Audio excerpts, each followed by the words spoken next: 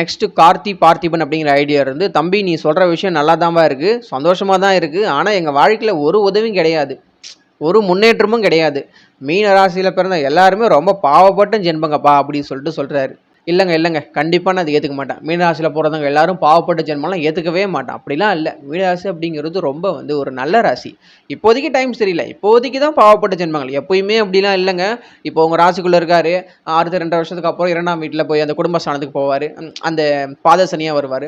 அதற்கப்புறம் 3ஆம் வீட்டுக்கு வருவார். அதற்கு 2 வருஷத்துக்கு அப்புறம் 3ஆம் வீட்டுக்கு சனி போவார். அந்த இதெல்லாம் ரொம்ப எக்ஸலண்ட்டாக இருக்குமே மீனராசிக்காரருக்கலாம். அப்போ இப்படி பாவப்பட்ட ஜென்மம் மீனராசின்னு சொல்லிக்கலாம். இல்லை, மீனராசியில் போகிறவங்களாம் அப்போ ரொம்ப நல்லா இருப்பீங்க. உங்களுடைய முயற்சிகள்லாம் நிறைய சக்ஸஸ் ஆகும். நீங்கள் போடுற எஃபர்ட் எல்லாமே உங்கள் கைகிட்ட உங்களுக்கு அந்த வெற்றியை கொடுத்துக்கிட்டே இருக்கும்ன்றதுனால இப்போதைக்கு டைம் சரியில்லை. இப்போதைக்கு பாவப்பட்ட ஜென்மங்களாக தான் மீனராசிக்காரங்க இருக்காங்க. இது ஜஸ்ட் ஒரு டெம்பரரி, இட்ஸ் நாட் பெர்மனன்ட். இதை நீங்கள் எப்போவுமே இதுதான் நிலைத்த தன்மையாக இருக்கும்னு நினச்சிக்கிட்டு நீங்கள் ரொம்ப கவலைப்பட வேண்டிய அவசியம்லாம் கிடையாது. சும்மா ஒரு 2.5 வருஷத்துக்கு ரொம்ப கஷ்டமாக இருக்குது, அவ்வளோதான். அப்படி மட்டும் நீங்கள் நினச்சிக்கோங்க. அதுக்காக பாவப்பட்ட ஜென்மம் அப்படின்ற அளவுக்கு நீங்கள் போக தேவையில்ல. இன்றைக்கி மீன ராசி கதறது, அடுத்த 2 வருஷத்துக்கு அப்புறம் மேஷ ராசி கதறும், அதுக்கப்புறம் ரிஷப ராசி கதறும். இப்படி நடந்துகிட்டே தான் இருக்கும். 12 ராசிகளையும் வச்சு சனி செஞ்சுக்கிட்டே தான் இருப்பார். அதுதான் அவருடைய வேலை. ஸோ ஃப்யூச்சர் கண்டிப்பாக நல்லாயிருக்கு, அதை மைண்டில் வச்சுக்கோங்க. இப்போ எப்படி இருக்கோ அதை பற்றி நீங்கள் நினைக்க வேண்டாம். பிரியா அப்படிங்கிற ஐடியிலேருந்து ஒருத்தவங்க கமெண்ட் பண்ணியிருக்காங்க. சார், மீனராசிக்கு அதிகமாக ஓவர் திங்கிங் அண்ட் கன்ஃபியூஷன், அப்புறம் எல்லாரும் ஏமாத்துறாங்க அண்ட் ரெஸ்பெக்ட் யாரும் கொடுக்க மாட்டுறாங்க. நியூவாக நாலேஜ் அண்ட் ஸ்கில்ஸை வளர்க்க முடியலை சார். ஒரே கன்ஃபியூஷன், அப்புறம் கோபம் தான் வருது. ஒன்றுமே பிடிக்கல. மற்றவங்களை பற்றி தேவையில்லாமல் எனக்கே தெரியாமல் திங்க் பண்ணிகிட்டே இருக்கேன் சார் அப்படிங்கிற மாதிரி போட்டு அவங்களையே அவங்க ரொம்ப கோவப்படுற மாதிரி எமோஜி போட்டிருக்காங்க. உண்மையிலேயே பர்ஃபெக்டாக எக்ஸலண்ட்டாக சனி எந்த மாதிரியான குணத்தை எல்லாம் மீனராசிக்குள்ளே இப்போ கொடுத்துட்டு இருக்காங்க அதெல்லாம் அப்படியே ஒன்று விடாமல் வரிசைப்படுத்துகிறாங்க. யார் அப்படின்னா பிரியா ரொம்ப டீப்பாக அப்சர்வ் பண்ணியிருக்காங்க. உங்களுக்குள்ளே நடக்கிற விஷயம், உங்கள் வாழ்க்கையில் நடக்கிற எல்லா விஷயத்தையும் கரெக்டாக அதை உணர்ந்து இப்போ சொல்லியிருக்காங்க. உங்களுக்கு நான் ஒரு பாராட்டை தெரிவிச்சுக்கிறேன். உண்மையில் இது எல்லாம் இந்த மாதிரியான எல்லா ஒன்றுத்துக்குமே உதவாத பிரயோஜனமே இல்லாத இந்த மாதிரி விஷயங்கள் எல்லாத்தையும் கொடுத்து உங்களை முடக்கி போடக்கூடிய வேலையை செய்யக்கூடிய யாருன்னா அது சனி தான். இப்போ இந்த பிரியா ஐடியிலேருந்து கமெண்ட் பண்ணியிருக்காங்களா, இவங்க இந்த விஷயத்தை கரெக்டாக புரிஞ்சுக்கிட்டாங்க. இதெல்லாம் எனக்கு நடக்குது, எனக்கே தெரியாமல் நான் திங்க் பண்ணிகிட்டே இருக்கேன், தேவையில்லாமல் கோவப்படுறேன், என்னை சுற்றி இருக்கலாம் என்னை ஏமாற்றிட்டாங்க அப்படின்னு சொல்லி இது போல விஷயங்கள்லாம் அவங்க ஃபீல் பண்ண ஆரம்பிச்சிட்டாங்க. ஸோ அதை உணர்ந்துட்டாங்க இல்லையா? அப்போது அதுக்கப்புறம் இவங்களுக்கு என்ன நடக்கும் அப்படின்னா, இதுலேருந்து இப்படி வெளியில் வர்றதுன்ற பற்றி இவங்க யோசிப்பாங்க. இப்போ இவங்க அதை பற்றி யோசிக்கும்போது கண்டிப்பாக கொஞ்ச நாளில் அதுலேருந்து வெளியே வந்துடுவாங்க.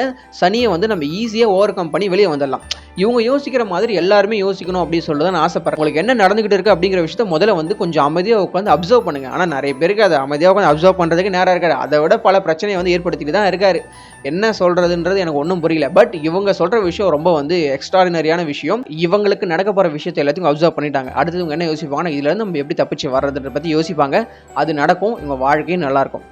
ரோஸ் அப்படிங்கிற ஐடியிலேருந்து எப்போ லைஃப் மாறும், எப்போ எங்களுக்கு மேரேஜ் ஆகும், எப்போ நல்லது நடக்கும், நாங்கள் எவ்வளோ கஷ்டப்பட்டு உழைச்சாலும் வாங்குற வருமானம் எங்களை கையில் வச்சு கண்ணில் பார்க்க முடியல, காணாமல் போயிடுது அப்படின்னு சொல்கிறாங்க. ஒட்டுமொத்த மீனராசிக்காரங்களுடைய ஒட்டுமொத்த கேள்வியை ஒரே லைனில் நான் சொல்லட்டுமா? அல்லன் எப்போ எங்களுக்கு மேரேஜ் ஆகும், எப்போ எங்களுக்கு நல்ல ஜாப் கிடைக்கும், எப்போ எங்களுக்கு இந்த ஸ்ட்ரெஸ் டிப்ரெஷன் குறையும், எப்போ எங்கள் ஹெல்த் கண்டிஷன் சரியாகும், எப்போ எங்களுக்கு லைஃப்பில் பாசிட்டிவான விஷயங்கள் நடக்கும், நான் லவ் பண்ண பொண்ணோ இல்லை பையனோ எப்போ என்னை சேருவாங்க, என்னை ஏமாத்தினவங்க, எனக்கு துரோகம் பண்ணவங்க, என்னை முதுகில் குத்தினவங்க முன்னாடி நான் எப்போ நல்லா வாழ்ந்து காட்டுவேன், அந்த கம்பேக் அப்படிங்கிற விஷயம் எப்போ எனக்கு நடக்கும். இந்த மாதிரியான கேள்விகள் தான் மீனராசிக்காரங்களுக்குள்ள கண்டிப்பாக இருக்குது. கோச்சாரப்படி ராசிப்படி இந்த விஷயத்தெல்லாம் சொல்லணும்னா சனி எப்போ உங்கள் ராசி விட்டு போகிறாரோ அப்போ தான் நடக்கும். ஆனால் அடுத்த வருஷமே ஓரளவுக்கு நீங்கள் அதுலேருந்து தெளிஞ்சு வந்துடுவீங்க. இந்த கஷ்டத்துலேருந்து ஓரளவுக்கு ரிகவர் ஆகி வரக்கூடிய எல்லா விஷயங்களும் நெக்ஸ்ட் இயர்லேருந்து கண்டிப்பாக நடக்கும். குறிப்பாக மீனராசி உத்திரட்டாதி நட்சத்திரத்தில் கண்டிப்பாக நடக்கும். அடுத்த வருஷம் உத்திரட்டாதிலேருந்து ரேவதி நட்சத்திரத்துக்கு போகிறாரு. ரேவதி நட்சத்திரத்துக்குள்ள தான் சனி இருக்க போகிறாரு. ஆனால் உத்திரட்டாதிக்கு ஒரு சின்ன ரிலீஃபாக இருக்கும். ரேவதி நட்சத்திரக்காரங்க கஷ்டப்படுறாங்க. ஆனால் கம்பேர் பண்ணும்போது ரேவதியை விட உத்திரட்டாதி ரொம்ப கஷ்டப்படுறாங்க. நெக்ஸ்ட் இயர் தான் ரேவதிக்கு ஒரு சில கஷ்டங்கள் வரும். ரோஸ் அப்படிங்கிற ஐடியிலேருந்து கேட்டவங்களுக்கு நான் என்ன சொல்கிறேன்னா, கொஞ்சம் வெயிட் பண்ணுங்கள், காலம் தான் உங்களுக்கு நல்ல பதிலாக கொடுக்கும். மீனராசிக்காரங்களாம் கண்டிப்பாக நல்லது நடக்கும். ஆனால் கொஞ்சம் வெயிட் பண்ணணும். சனி ஒரு நாள் உங்கள் ராசிக்குள்ளே இருக்க மாதிரி இருந்தால் ஒரு நாள் கஷ்டத்தை கொடுத்து போயிடுவாருங்க. அவர் இருக்கிறது 2.5 வருஷங்க. 2.5 வருஷம் உங்கள் ராசிக்குள்ளே தான் இருப்பார்.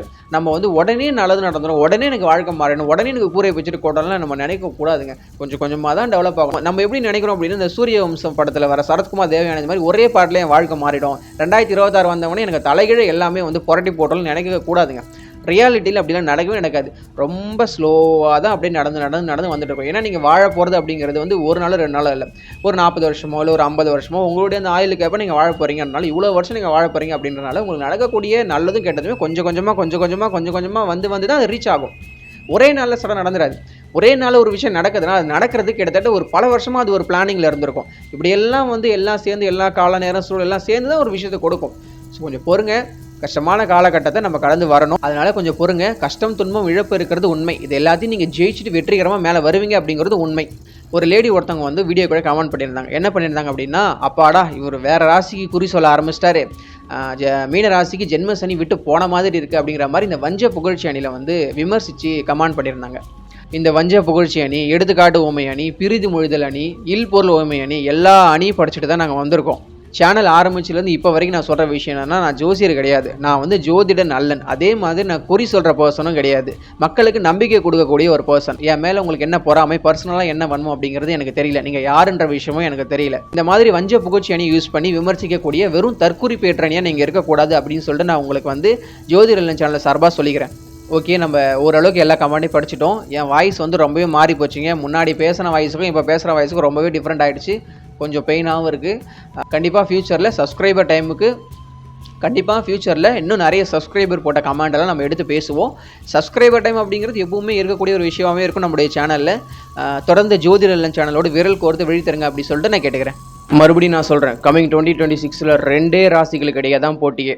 ஒன்று துலாம் ராசி, இன்னொன்று மகர ராசி. இப்போ கமெண்ட்டில் வந்து ஒருத்தர் போடுவார், துலாம் ராசிக்கு நீங்கள் சொன்னது எதுவுமே நடக்கலை அப்படின்னு சொல்லிட்டு நிறைய கிரிட்டிசைஸான கமெண்ட்லாம் வரும். இந்த ராசி பலன், பொது பலன் அப்படின்னு சொல்லிட்டு தொண்டை வலிக்கு நான் சேனல் ஆரம்பிச்சிலேருந்து கத்திக்கிட்டு இருக்கேன். யாரும் அதை பார்க்க மாட்டேங்க. ஆனால் பொது பலனான இந்த ராசி பலன் படி துலாம் ராசிக்கு ஓஹோன்னு இருக்க போகுது, மகர ராசிக்கு கூரையை பிச்சுக்கிட்டு கொட்ட போதும் போட்டால் அதை பார்க்குறீங்க. அந்த வீடியோ ட்ரெண்ட் ஆகுது, அது நிறைய பேர் போய் ரீச் ஆகுது. இந்த ராசி பலன் ஒரு கோச்சார பலன், இது வந்து நடக்காது, இது பொதுவாக தான் நடக்கும். ஒரு 20-30% தான் பலன் கொடுக்கும். மீதி உங்கள் ஜாதகத்தில் இருக்கக்கூடிய தசாபுத்திகள் தான் பலன் அளிப்பாங்க. இந்த ராசி பலன் கூட உங்கள் ஜாதகத்தில் இருக்கக்கூடிய தசாபுத்திக்கு ஏற்ப தான் பலன் அளிக்கும்னு சொன்னால் அதை யாரும் நீங்கள் பார்க்க மாட்டீங்க.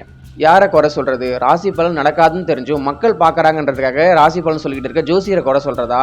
இந்த ராசி பலனே நம்மளுடைய வாழ்க்கையை டோட்டலாக மாற்றின்னு சொல்லிட்டு காலங்காலமாக நம்பிக்கிட்டு வர இந்த மக்களை குறை சொல்றதா? உண்மையோ பொய்யோ காலத்துக்கு தகுந்த மாதிரி நம்ம வாழ வேண்டியதாக இருக்குது. எவ்வதுரைவது உலகம், உலகத்தோடு அவ்வதுரைவது அறிவு.